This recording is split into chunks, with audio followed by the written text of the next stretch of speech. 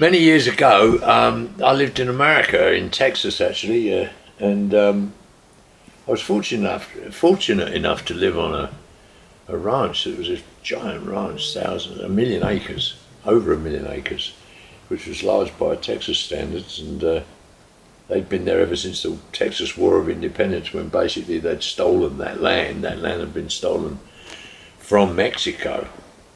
But the American Indians had collected peyote historically for centuries from an area that was adjacent to the ranch where peyote had obviously grown for centuries. And through an act of Congress immediately prior to the Second World War, the American Indians, Native American Indians, were given the right to collect peyote because it was part of their culture. Anyway, I got friendly with one of them, mainly because I helped him. His truck had broken down. I helped him fix his truck, and we had the same truck. And I noticed when I visited him, he had a house that was fairly near the entrance to the ranch. And I noticed that there were strings of what looked like kind of misshapen blobs hanging in strings, almost like a series of maybe 12 or 15 of them hanging in a line on a string. I always wondered what they were. They kind of reminded me of conkers when I was a boy. We used to put conkers on string and fight with conkers and everything. Anyway, I found out it was peyote, and of course, because of my experiences of living in California, I was immediately interested because I particularly loved mescaline, which is a derivative of peyote.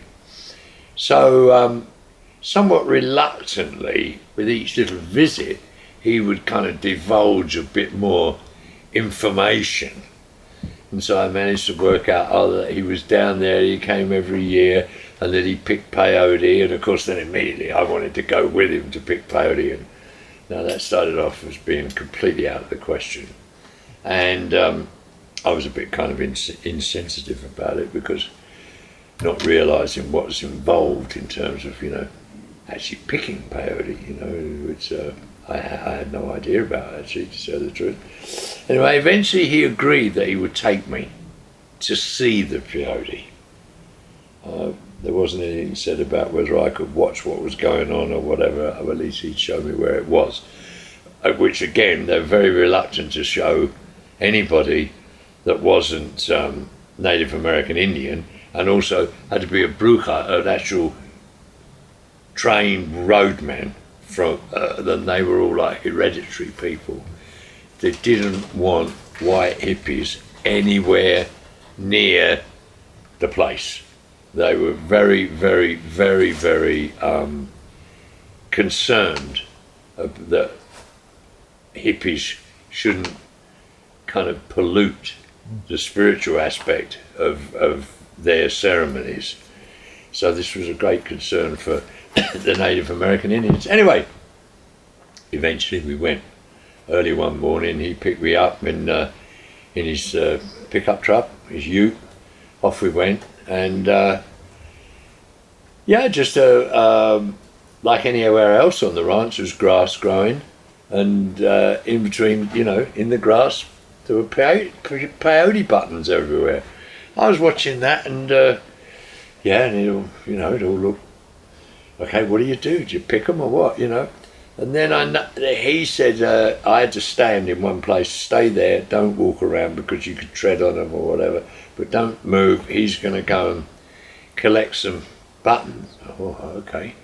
So he had a kind of knife it was a knife that looked like a chopper from a Chinese restaurant. The guy in the restaurant had, one of those ones that they kind of chop chickens' heads off with or whatever. It was a weird looking thing. Anyway, he walked around, and every once in a while I'd see him bend over and do this kind of movement with it and pick up a bag, and he had a bag and he put it in the bag. And okay. I could never quite work out why he picked some and didn't pick others.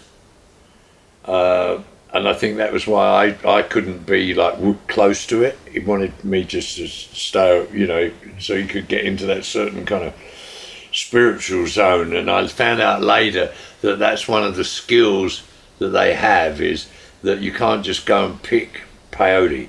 There's certain buttons are psychoactive, other buttons aren't, and knowing which is part of the skill, the mystery, the magic of the whole process. So that was interesting. Anyway, so we eventually left and we went back to his place, and I watched him and a guy that was, I don't know, his offsider, his right hand man. They both put with a needle and a string, strung all the peyote on strings, that kind of long, couple of feet long, with maybe 10, 12 buttons on the string, and I hung them up on the porch, and that was that basically. And then in the following visit, I was very fortunate that I arrived there. I called on them, they hadn't come to get me, and they were just about to start preparing the peyote for going back. They came from somewhere in the Pacific Northwest, Washington State. They'd come right across America to collect it. And so I got to see what they were doing. So they took the strings down with this now very dry buttons, completely dry, and put them in they had a mortar and pestle, big one, big round one like this. And they put, I don't know, maybe 8, 10 buttons in there. Then they got a big mortar, and they're crunching it all up, crunch, crunch, crunch, crunch, crunch, crunch. And so they made it basically like a rough powder, if you like.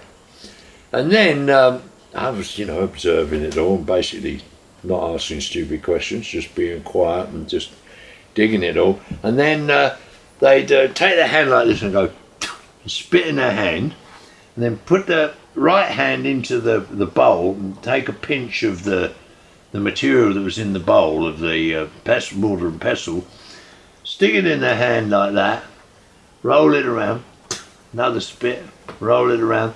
So then it would make a ball like the size of like a marble, a kid's marble, a nice big fat marble that you would treasure as a kid, one of them.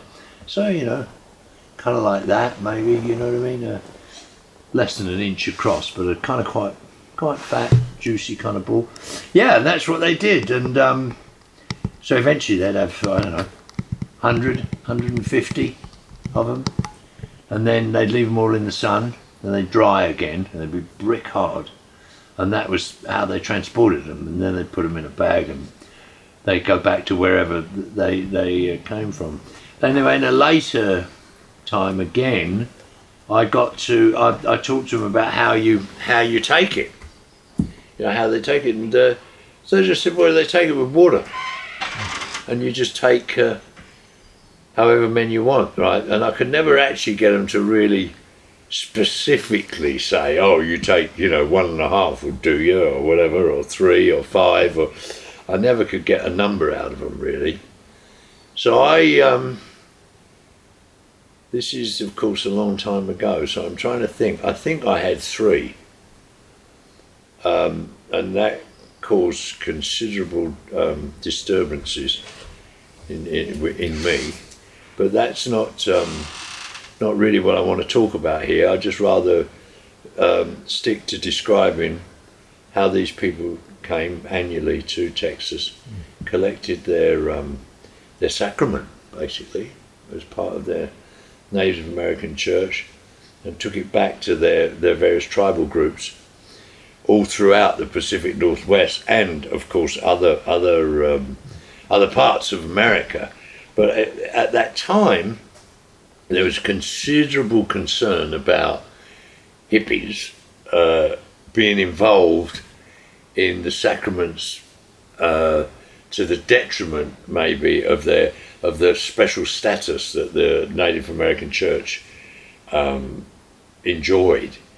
The Grateful Dead, bless them, in a sense, were in part helped to ease people's concerns. We did a benefit for the Indians, and I remember we raised $18,000, which in 73 73, 74, somewhere in there. It was a lot of money.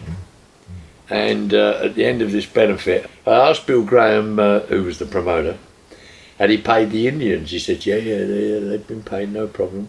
So everything was really cool, the gig was over and we were all hanging about, and there were still lots of Indians hanging about, which I couldn't quite understand quite what was going on there. So eventually I spoke to Rolling Thunder and said, you know, it all looks a bit strange, is everything okay, you know?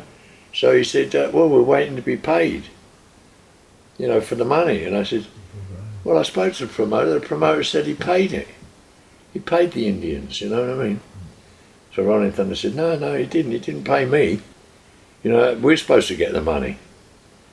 So of course what had happened was the cheque, thank goodness it was a cheque and not, you know, 18,000 in cash, had been given to the wrong Indians. And Bill Graham, who you'd have thought would have been slightly more sensitive, given that he was a, you know, refugee from the Holocaust and concentration camps and all that. And I said to Bill, you know, mate, who did you give the money to? To which he said, an immortal reply, I don't know, some Indians, mate. They all look the same, you know what I mean? So there we are. Peyote, to this day, is collected in Texas by the American Indians. And they've managed to keep the alternatives, us lot, hippies, out of the frame.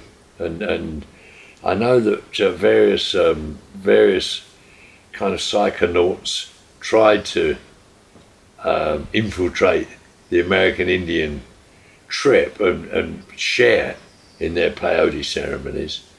And the American Indians, as far as I know, to this day, have steadfastly refused to allow it to be spread, you know, beyond their clan or their groups. And that's it. That's my little tale. Thank you.